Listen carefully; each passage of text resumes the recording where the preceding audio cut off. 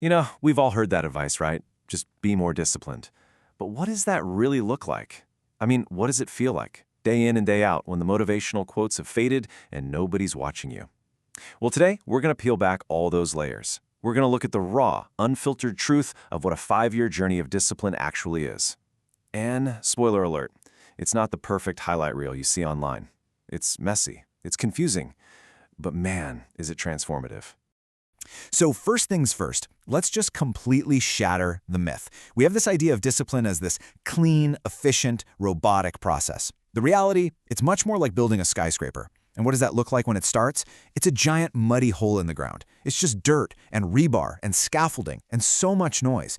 It's totally chaotic, it is not pretty, and for a very long time, it doesn't look like anything at all.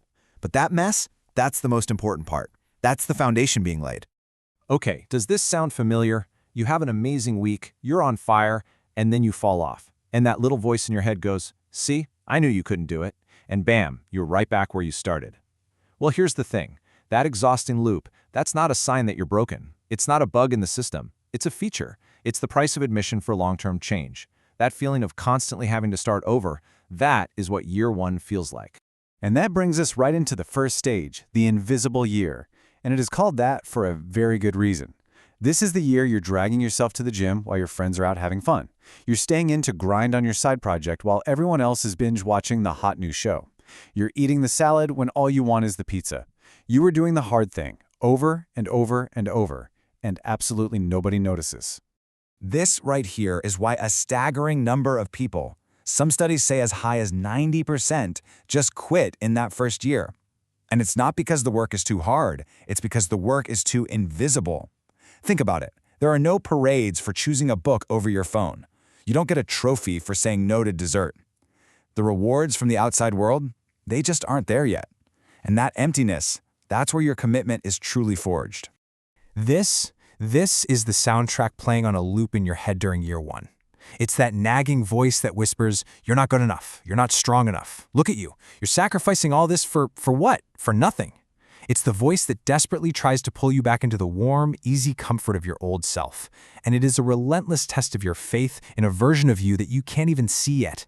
So listen, if you are in the trenches of year one right now and you feel like you are just shouting into the void, you need to hear this. You are not failing. You are building your foundation. Just surviving this year, that's the win. And getting through it, well, that sets you up for the next and frankly even stranger chapter, the identity crisis. All right, so let's talk about year two. After a year of just quiet, invisible work, something really disorienting starts to happen. You've been at it long enough that you're not the same person you used to be. But you haven't been doing it long enough to fully become that new person. You are literally stuck right in the middle. And let's be really clear about this. It feels like a grieving process. You're kind of mourning that easygoing person who could stay out all night, eat whatever, and just say yes to everything without thinking twice. But you're not yet that person who wakes up at 5 a.m. feeling amazing. You're in this no man's land between your past self and your future self. And it is deeply, deeply uncomfortable. And this is how it starts to show up in your real life. There's usually no big fight, no dramatic breakup. It's just a quiet drift. You're out with your old friends and you suddenly realize you're playing a completely different game now. The conversations might feel a little shallow. The old inside jokes don't quite land anymore. And this isn't about you being better than anyone. It's just acknowledging that your own growth is creating a new kind of distance. Okay, so after that confusing identity crisis of year two, year three feels like a huge breath of fresh air. It's the year the dust finally starts to settle. This is that critical turning point where discipline stops being something you do and it starts becoming part of who you are. It's not a daily battle anymore, it's just your nature. This slide just captures it perfectly. For 2 years, you were basically white-knuckling it, right? Forcing yourself to do the workout, forcing yourself to eat healthy. It was all about doing. But now in year 3, you're becoming. It's just who you are. It's your new normal. And that person who used to hit the snooze button 5 times, they feel like a character from a book you read a long, long time ago. And this is the new engine that drives everything. It's not about willpower anymore. It's about self-respect. After 2 years of consistently showing up for yourself, you've built up this incredible currency of self-trust. And now, breaking a promise to yourself, well, that feels way worse than any physical pain or discomfort. And here's a really powerful side effect of that. Your tolerance for anything that wastes your time or your energy just completely evaporates. You're no longer a doormat for what other people expect of you. You're no longer a victim of your own bad habits. You are the architect of your life now, and you just quietly, calmly, stop allowing things that don't fit into the blueprint. So after that big internal transformation in year 3, year 4 is when the world finally starts to catch on. This is the year when all those inner changes start showing up in your outer reality. But it's not loud, it's not flashy, it's a silent, undeniable shift in how you carry yourself. The thing people notice.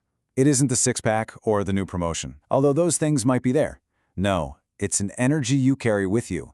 It's the energy of a deep, still lake, not a raging river. It's the quiet strength of an old oak tree, not a flimsy little sapling. It's the unshakable confidence that comes from knowing, deep down, that you can rely on yourself no matter what. And this is what that confidence looks like in action. You're no longer a people pleaser desperately trying to get everyone's approval. You just live by your standards. You walk into a room with a quiet purpose that people can actually feel. And then something funny happens. Opportunities that you used to chase start finding their way to you, drawn to this new energy like moths to a flame. So after the world starts noticing in year 4, year 5 is when you reach the final frontier. This is the year you move beyond the need for that validation entirely. And honestly, this is the hardest part to describe, because you don't just have new habits anymore. You have a fundamentally different mind. Your entire operating system has been upgraded. This illustrates that shift in your operating system perfectly. You go from being a consumer to being a creator. A consumer wakes up and asks, what can I watch? What can I buy? What can I get from the world today? But a creator wakes up and asks, what can I build? What can I contribute? What can I give to the world today? Your default setting has been completely rewired. And here's the craziest part.